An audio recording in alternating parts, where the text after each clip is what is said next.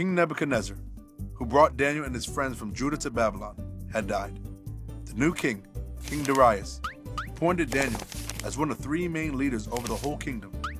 King Darius was especially impressed with Daniel and planned to put him in charge of the whole kingdom. The other leaders were jealous of Daniel.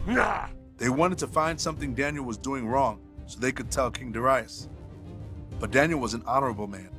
He lived according to God's laws and was trustworthy.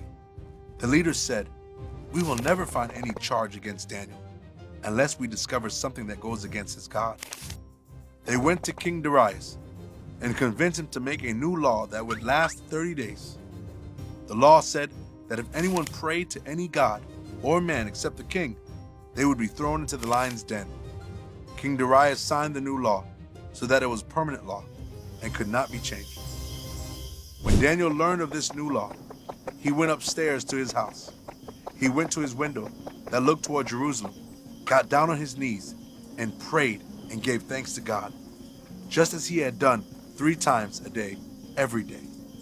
The other leaders went as a group and found Daniel praying to God.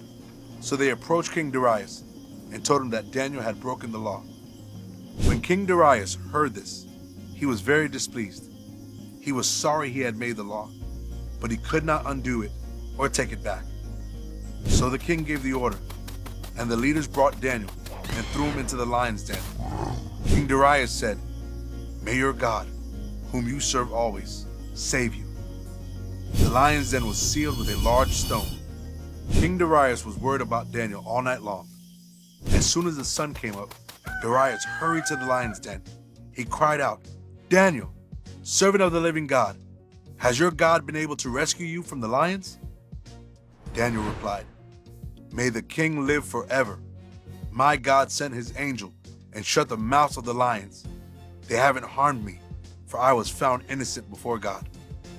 The king was overjoyed. When Daniel was brought up from the lion's den, all could see that he was completely unharmed. King Darius then issued a new decree. "Everyone in my kingdom must tremble and fear the God of Daniel. He is the living God and rescues and delivers." Daniel continued to trust God, even though it meant he might be thrown into the lion's den. Jesus was faithful to follow God's plan, even though it meant he would die on the cross for sinners.